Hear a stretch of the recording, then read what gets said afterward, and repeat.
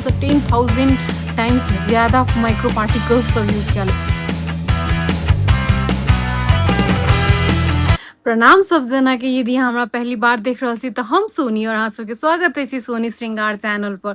तो जना कि पुरनका वीडियो में अपना सब सीखलिए कि कोनो भी फाउंडेशन है तो ओकरा अपन सबके स्किन टोन से केना क मैच क के अहाँ यूज कर सकै छिए, या फिर अहाँ के अंडर टोन से वो स्किन वो फाउंडेशन नहीं मैच कर रहा है तो केना क के अहाँ ओकर अंडर टोन चेंज क के अहाँ अपन अंडर टोन से मैच करा क एंड देन कोनो भी फाउंडेशन अहाँ यूज कर सकै छिए।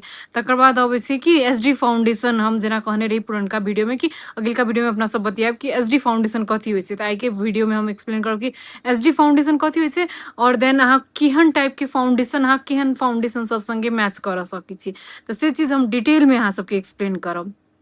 तो ये वीडियो स्टार्ट करऽ से पहले हम एगो चीज आरो अहाँ सब संगे शेयर करऽ चाहे छिए कि जेना हम अखन थ्योरी जे अहाँ सबके एक्सप्लेन कर रहल छिए से अखन ने अहाँ 8-10 साल बाद सेहो कोनो भी मेकअप कोर्स सीखबै कतहु भी सीखबै तो अहाँ के जे थ्योरी होइ छै से ई अहाँ के एकदम काम लागत, नॉट अखन के लिए मात्रे, बादो में जे अहाँ यूज करबै तो अहाँ के इहे थ्योरी सब एकदम ज़्यादा इम्पोर्टेंट रहते। तो थ्योरी जे हम एक्सप्लेन कर रहल छिए से अहाँ के लिए एकदम ज़्यादा इम्पोर्टेंट छै। और ई चीज जेना यूट्यूब में हम फ्रीली सिखा रहल छिए तो मतलब ओते वैल्यू नहीं बुझाइए, लेकिन अहाँ कतहु भी मेकअप स्टूडियो में सीख जाओ या कोनो भी प्रोफेशनल आर्टिस्ट से सीख जाओ तो अहाँ यू विल नोटिस कि मतलब ई जे मेन चीज जे सिखाबै छै से इहे थ्योरी सब इंक्लूडेड रहै छै। तो ताहि के लिए हम कह चाहे छी कि ई जे हम इन्फॉर्मेशन जे शेयर करे छी से अहाँ के लिए बहुते ज़्यादा इम्पोर्टेंट है and please take note of that. Thank you. तो चलू आई के वीडियो अपना सब शुरू करे छिए। तो जेना कि अहाँ सबके मालूम है कि मार्केट में मोस्टली 3टा फॉर्म में फाउंडेशन से अवेलेबल रहे छै। एगो भ गेलै अहाँ के लिक्विड फॉर्म में रहे छै, तकर बाद क्रीम फॉर्म में रहे छै एंड देन तकर बाद पाउडर फॉर्म में फाउंडेशन अवेलेबल रहे छै। तो ई 3टा में से अहाँ कोन फाउंडेशन संगे मिक्स कर सकै छी से चीज हम एक्सप्लेन करब। तो ओहिसँ पहले हम एक्सप्लेन करै छी कि एसडी फाउंडेशन कथी होइ छै। तो अहाँ लग कोनो भी फाउंडेशन अछि ने ओकर पैकेजिंग पर देखबै तो ऑलरेडी एसडी लिखायल रहे छै। तो ओहन एसडी लिखायल वाला फाउंडेशन सब अहाँ के एसडी फाउंडेशन होइ छै।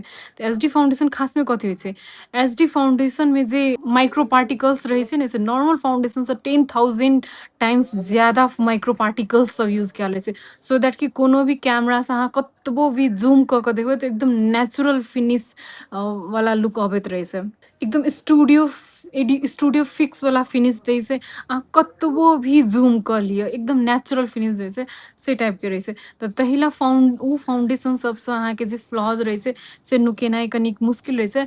तो यदि अहाँ एसडी फाउंडेशन जे यूज कर रहल छिए तो ओहिमे अहाँ बेटर छै कि कलर करेक्टर सब नीक से करू, कलर करेक्टिंग के जे पार्ट छै से एकदम नीक से करू, अपन सबके फ्लॉज सबके एकदम नीक से पहले नुका के एंड देन फाउंडेशन लगाओ, सो दैट कि एकदम नीक फिनिश एते, एकदम नेचुरल फिनिश एते एंड कतबो कोनो भी कैमरा से कतबो भी जूम करके देखबै तो एकदम स्टूडियो फिक्स वाला फिनिश देते।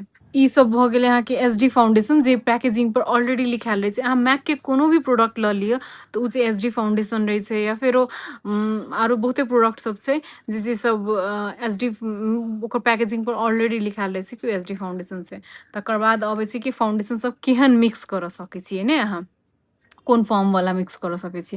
तो अपना सबके जेना कि कहलिए हम लिक्विड फॉर्म में अवेलेबल रहे छै, क्रीम फॉर्म में अवेलेबल रहे छै एंड देन पाउडर फॉर्म में अवेलेबल रहे छै।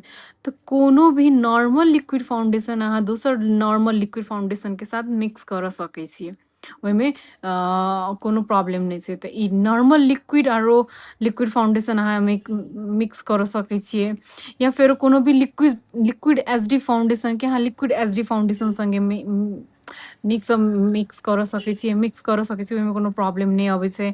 एंड देन तकर बाद अहाँ लिक्विड एसडी फाउंडेशन के कोनो भी नॉर्मल लिक्विड फाउंडेशन संगे सेहो अहाँ मैच कर सकै छिए। तो ई सेहो कर सकै छी, या फिर वहाँ लिक्विड के क्रीम एसडी फाउंडेशन संगे लिक्विड एसडी फाउंडेशन के और क्रीम एसडी फाउंडेशन के अहाँ मिक्स कर सकै छी, ओहिमे से एकदम हाई कवरेज देत ने। एंड देन क्रीम एसडी में अहाँ जेना कि देख सकै छी मेकअप फॉरएवर के क्रीम एसडी फाउंडेशन में अहाँ के मेकअप फॉरएवर अबै छै, तकर बाद सोपारेल अबै छै। तो एकर सबके अहाँ के क्रीम एसडी फाउंडेशन सब आयत। तकर बाद अहाँ के अबै छै तो कतनी क्रीमी फॉर्म में लिक्विड के आरो पाउडर फाउंडेशन के मिक्स करबे तो एकदम कतनी क्रीमी फॉर्म में आयत। एंड देन उ जे जेकर स्किन पे बहुत ज़्यादा प्रॉब्लम छै ओहन सब पर अहाँ यूज़ कर सकै छी और ये एकदम नीक रिजल्ट देत, फिनिश से एकदम नीक आवे छै। तो ई रहले अहाँ सबके कथी कहै छै कोन टाइप के फाउंडेशन के केहन कोन फाउंडेशन के केहन संगे अहाँ मिक्स कर सकै छियै। तो ओना नॉर्मल लिक्विड के सेहो नॉर्मल क्रीम वाला फाउंडेशन सब संगे मिक्स कर सकै छियै। आइ काल्हि ई एसडी फाउंडेशन के बहुत ज़्यादा डिमांड छै। तो इला ई चीज सब आब जेना अहाँ कतौ भी ककरो भी मेकअप करऽ जेबै या कोई भी मेकअप कराबऽ अबै छथिन तऽ हुनका सबके कथी रहै छै कि हमरा एसडी फिनिश वाला मेकअप कऽ दिअ।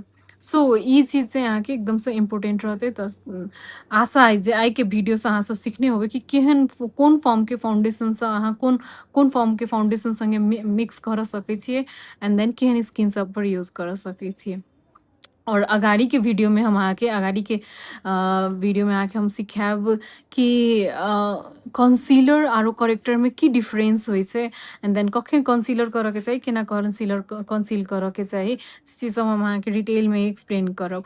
और यदि अहाँ लग कोनो भी फाउंडेशन अछि जे अहाँ यूज नहीं कर रहल छियै जस्ट बिकॉज कि अहाँके स्किन टोन से मैच नहीं भऽ रहल छै या फिर अहाँके अंडरटोन से मैच नहीं भऽ रहल छै तऽ उ चीज के यूज करऽ के लेल हमर पुरनका वीडियो देखू जेमे हम पूरे डिटेल में एक्सप्लेन केने छियै कि अहाँ केहन फाउंडेशन के यूज कर सकै छी, मतलब केना कऽ फाउंडेशन के शेड चेंज कर सकै छी एंड केना कऽ अंडरटोन चेंज कऽ कऽ अहाँ अपन अंडरटोन से परफेक्टली मैच कऽ कऽ अहाँ उ फाउंडेशन के यूज कर सकै छियै। तऽ आइ के लेल इतनी ये धन्यवाद। आशा अइ जे हमर वीडियो नीक लागल हैत, यदि नीक लगैए तऽ एकरा शेयर जरूर करब और हमर वीडियो के लाइक ज़रूर करब और हमर चैनल के सब्सक्राइब ज़रूर करब। और यदि होबो सके तऽ हमर डीएम पर अहाँ हमरा इनबॉक्स सेहो कर सकै छियै। धन्यवाद।